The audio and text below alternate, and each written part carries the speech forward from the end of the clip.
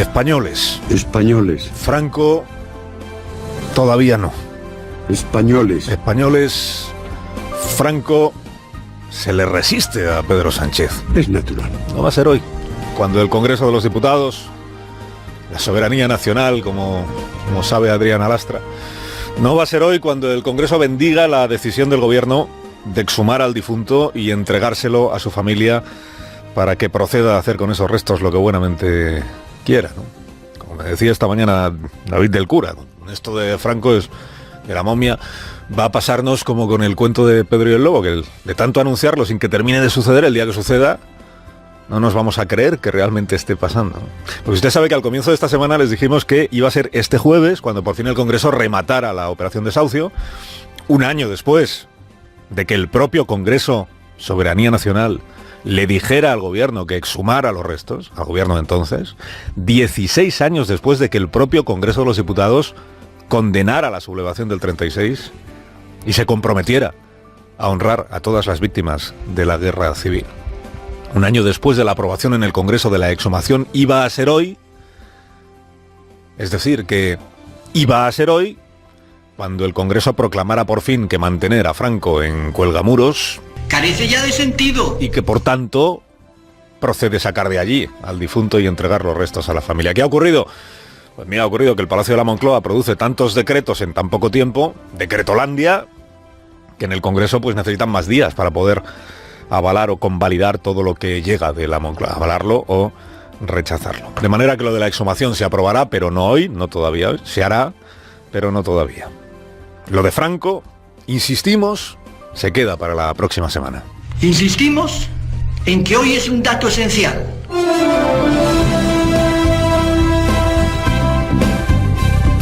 La imagen política del día no será, por tanto, la del Parlamento avalando la exhumación, sino esta otra imagen que van a protagonizar a media tarde el señor Iglesias y el señor Sánchez, Pedro y Pablo, Pablo y Pedro, amigos y residentes, bueno, amigos más o menos, y según el día, y residentes en Madrid.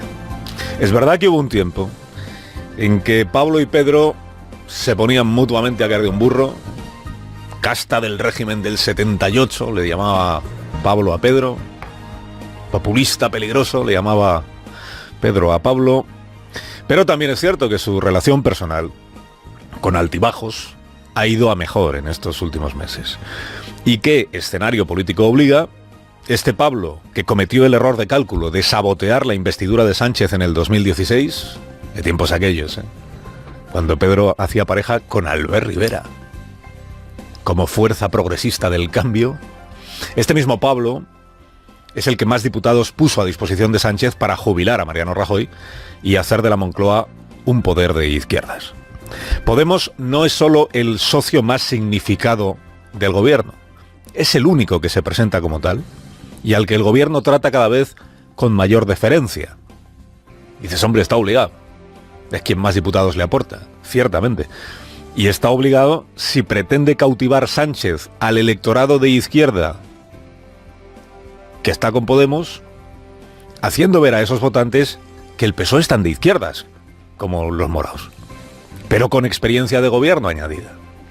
Cuando esta tarde se reúnan Pablo y Pedro, Pedro y Pablo, hablarán seguro que sí de los presupuestos del año 19, o del proyecto de presupuestos, pero lo harán sabiendo los dos que todo esto que les venimos contando esta semana, o sea, a quién le meten el rejón fiscal, cuánto le quieren sacar a los automovilistas que tienen coche de diésel, cuánto le quieren sacar a los que cobran más en nuestro país, cuánto a las grandes compañías, a cuánto se atreve Sánchez con los bancos, todo eso son propuestas, son planes, que puede que acaben viendo la luz o puede que acaben todos en la papelera, en nada, porque entre ellos dos solos, no pueden sacar adelante nada de todo esto.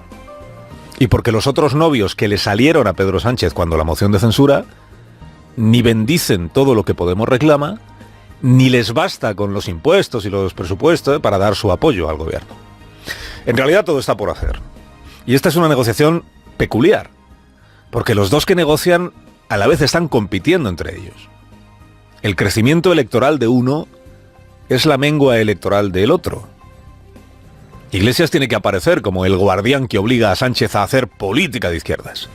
Y Sánchez como el líder que, siendo de izquierdas sin necesidad de que Pablo le obligue, tiene presente a su electorado de centro.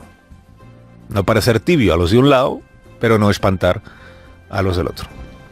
Dices, contado así, parece más cálculo electoral que cálculo de los presupuestos que requiere el Estado. Pues así es. El presidente es el primero en admitir que todo lo que haga en estos próximos meses ha de tener un objetivo, que es conseguir más escaños la próxima vez, más que la vez anterior, para permanecer en la Moncloa en condiciones menos precarias. Y si puede ser habiendo ganado unas elecciones generales que tampoco estorba para luego gobernar. Si Sánchez tuviera mayor contacto con Rodríguez Zapatero, si Sánchez tuviera algún contacto con Rodríguez Zapatero, ZP podría darle una masterclass sobre geometría variable en el Congreso.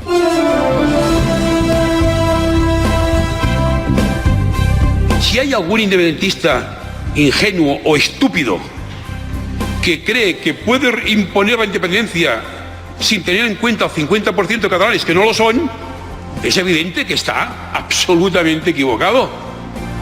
Joan Tardá conoce a más de un estúpido, pero no quiere dar sus nombres.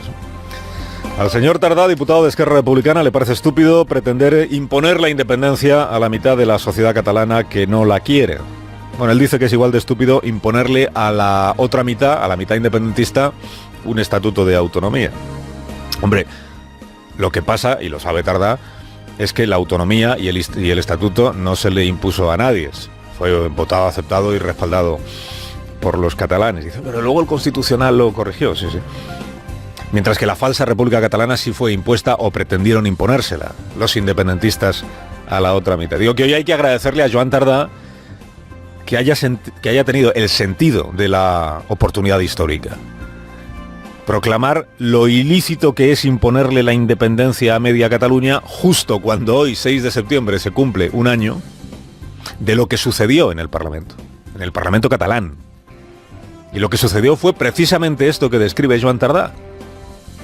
La mayoría absoluta de ese Parlamento, el rodillo, ignorando el dictamen de los letrados, pasándose el reglamento de la Cámara por donde quiso, impuso a la oposición parlamentaria la tramitación de 2 leyes abiertamente inconstitucionales.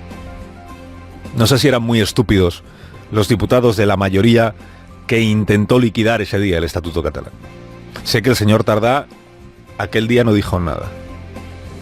Tuvieron que pasar varios meses para que fuera él, es verdad, uno de los primeros y de los pocos en admitir en el bando independentista, él y el señor Vila, que se había forzado el reglamento y que habían violentado los derechos de la oposición. Y todo eso no son fake news o fuck news, como dice Torra. Fake news que aparecen. Este Torra que habla suavecito, pero que sabotea cualquier intento de desinflamar, de destensar o de enfriar esto que él llama el conflicto.